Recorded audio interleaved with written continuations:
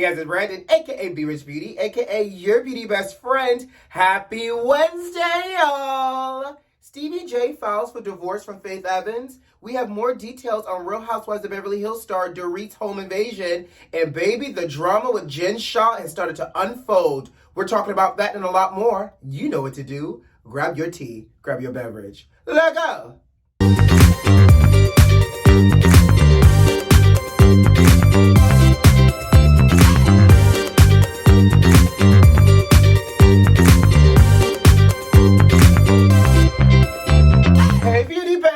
We're cracking lacking. How y'all doing? Happy hump day, sugar.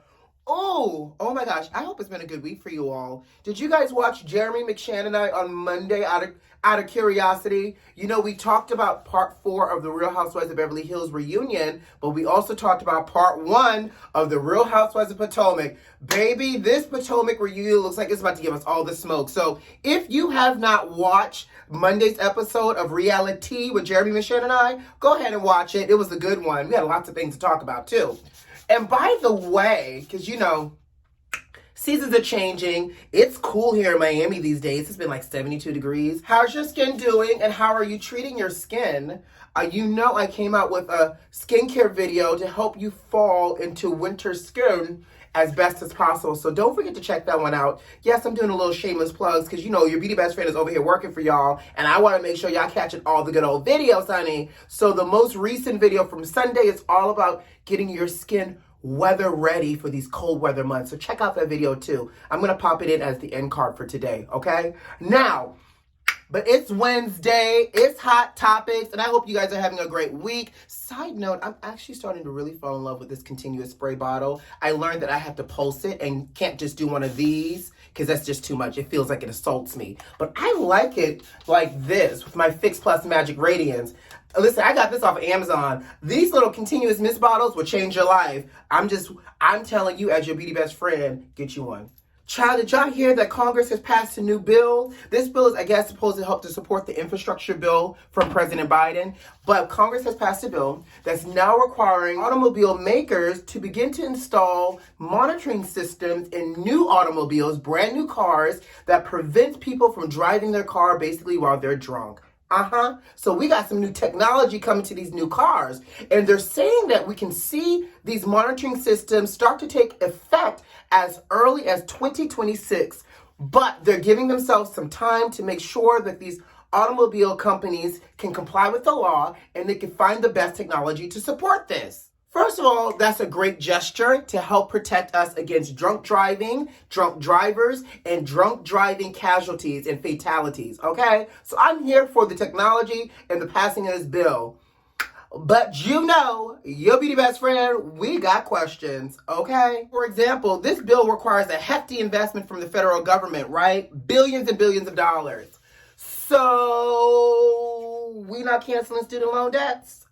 I'm just asking for everybody out there, right? Because we're thinking about this investment and for this infrastructure, for these cars and the automobile industry to help protect drunk driving. What about the people that got the student loans? Second question and thought. So are we going to continue to ignore the fact and not talk about the fact that we're still waiting on reparations? You know, black people in America and people who are descendants of slaves, like, where's the reparations money, Congress? Congress, you're passing all these other bills. Where's the reparations? Are we just not going to talk about how all the black people in America are still waiting on reparations to be passed for us? Okay? Now, and the third thing, I can't help but think now that you're about to make these automobile makers start to install these monitoring devices, I feel like used cars, honey, are about to be real limited. People are about to be snatching up these old used cars where these devices don't exist. And another thought that popped in my mind, you know, cousin Ray, Pookie, and Willard are about to start themselves a new side hustle, deactivating these monitoring systems. All you got to do is bring your car down to the hood, honey, and slip them a cool, crisp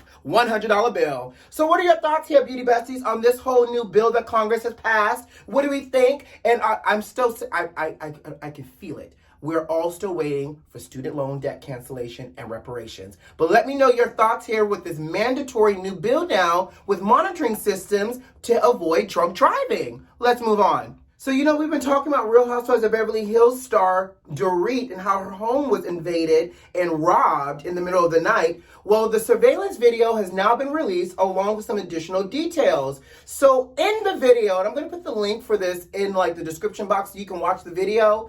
But this surveillance video has me all the way perplexed, right? So in the video, you see two men walking alongside the house, casually walking, honey. Not like they're moving like a thief in the night trying to break into somebody's home and steal stuff that don't belong to them. But they're casually moving alongside Dorit's home. They look inside the sliding glass door. They have a little banter back and forth. They got a mask on so you can barely see their face. And then it's almost like they're talking whether or not they want to go through with it. And then they decide to break the sliding glass door. So they break the sliding glass door and they go inside. Now, once they went inside, Dorit was saying in a recent interview that they were almost shocked to see her in the house, as if they weren't surprised that she was even home. So much so that they asked her who else was in the house with her, and she said, "Just my children, they're asleep. Please don't hurt them." And she then said, the second intruder then said, "Kill her," and kept repeating, "Just kill her, just kill her." And she said, "I had to tap into a place of calmness." And she said, "I told them, like, take any and everything you want in this house, but I am a mother. Please don't kill me or hurt my babies, and don't leave them without a mother." Because obviously, you know, PK was in London. Now that ish sounds scary. However, here's what continues to perplex me. You know, I've never robbed anybody's house before, nor do I have a desire to, but the way this robber walked through the front door holding a sheet with all the stolen goods inside of it, looking like the Santa Claus from Friday After Next or Next Friday, y'all, one of them Friday movies with the Santa that was stealing people's stuff. Yes, he walked out the house looking like that doggone Santa, opened the front gate, and just casually walked down the street. Like, where is the sense of urgency here? Y'all are in somebody's house robbing them blind, and y'all just casually strolling. You then see a black vehicle. Ooh, I sound like my great-grandfather. God rest the dead. But you see a black vehicle pull up. They casually get in the car, and then the SUV just speeds off. Like, what? I know this was at night, but it just seemed like these robbers had no sense of urgency, which, as scary as the situation was and is, it makes me feel like, how are they just so comfortable just strolling around, breaking into your house? And it was no, like, we've seen the movie Set It Off. We've seen a lot of these movies where people break into things and you got like 5 minutes to get in and get out before like the cops are tripped up, before the alarm goes off, before something happens. You want to get in and get out as quickly as possible. And they just look like they was taking a good old time. Now, obviously, we know Dorit and the children are fine. The children did not know what happened until, I guess, the next morning when they had to tell the kids, oops, somebody broke in. But she said she threw herself back into work because, you know, they're filming for the current season of Real Housewives of Beverly Hills, and that the girls have been really, really supportive. I'm going to just say this, y'all.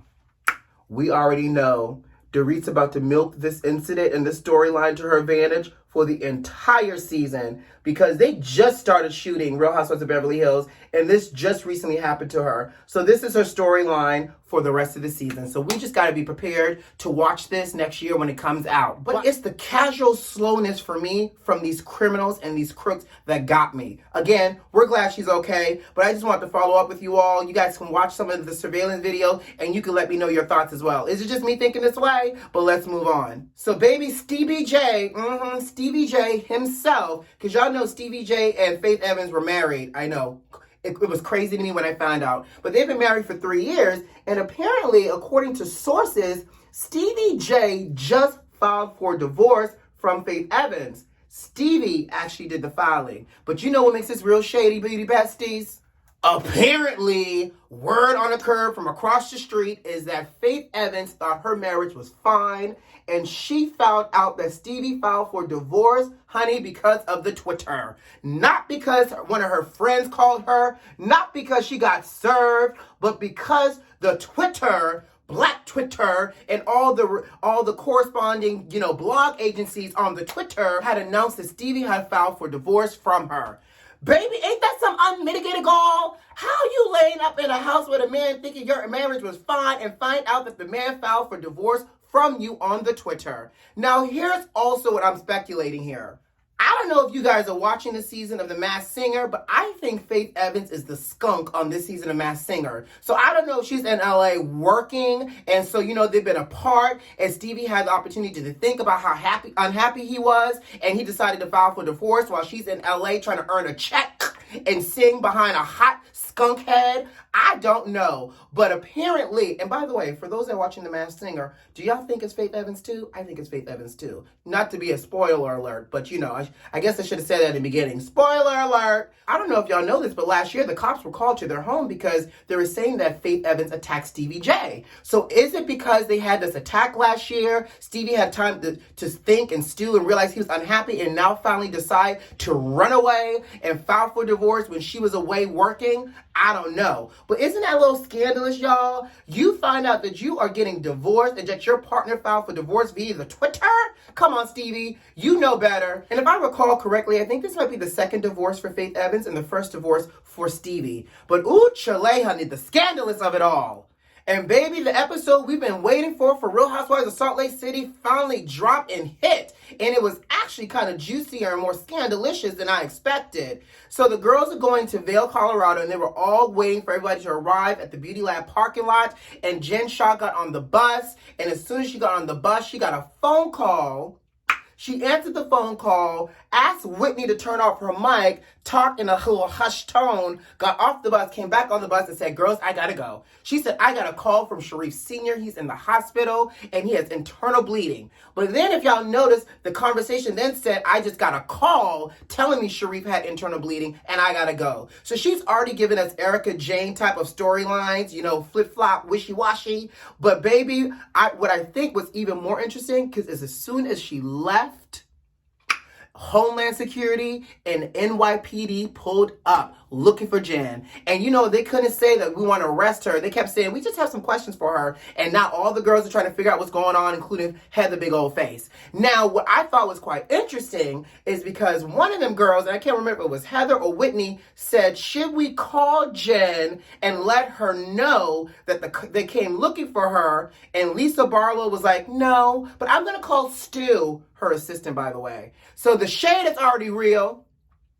I can't wait to figure out what's going on. But in that moment, watching it, it did feel believable that something may have been happening with Sharif. And a few of the girls have done interviews now since this episode has dropped saying that they believed her in the moment. But now we all know, honey, it was a ducking and a dodging and a swerving and a curving. Okay? So what are your thoughts here? I can't wait for this Sunday to see what this fallout's going to be and what we're going to see. Because from what I understand from these blog reports is we're going to see this fall out, honey, and that the course of this drive, we're going to hear it all. And ironically enough, Meredith also went on the record in an interview and said she was confused on how Jen made her money anyways, and that she had asked Jen how she made her money, and Jen talked about writing algorithms and having a marketing company, and Meredith said, I'm a smart woman, I'm a businesswoman, I ain't that doggone dumb. She says, but I was always perplexed on how Jen came up with her coinage, honey, for all of these furs and everything else. So we shall see all this play out, but it's already juicy. So we got a lot more episodes to get through as well. And on that note, guys, I got to go. You know what to do. Subscribe to the channel if you like this video if you like, and leave me a comment. Most importantly, check the notifications and make sure they're turned on. Who loves you? I do. See you on Friday. Bye.